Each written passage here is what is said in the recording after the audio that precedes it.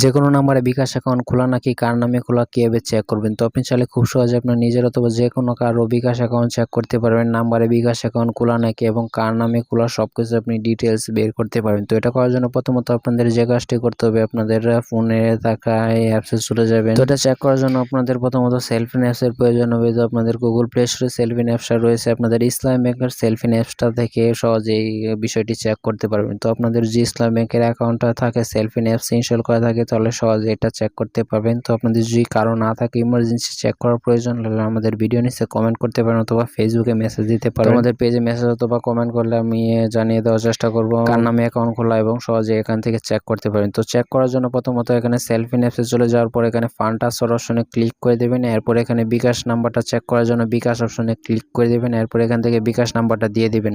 তো এখান থেকে বিকাশ নাম্বারটা দিয়ে দেওয়ার পর নেক্সট অপশনে ক্লিক করে দেবেন। এরপর দেখুন যে নাম এবং ডিটেইলস সহ সবকিছু চলে আসছে। তো এখানে রিসিভার নেম মানে ওই অ্যাকাউন্টের হোল্ডারের নাম। তো ওই নাম্বারে বিকাশ অ্যাকাউন্ট খোলা নাকি এবং কার নামে খোলা সব ডিটেইলস এখান থেকে চেক করতে পারবেন। তো এই নিয়মটি ফলো করে সহজে আপনি জানতে পারবেন কার নামে বিকাশ অ্যাকাউন্ট খোলা এবং কার নামে খোলা। যারা ভিডিও দেখছেন তারা অবশ্যই ভিডিওতে একটা লাইক করে দিন।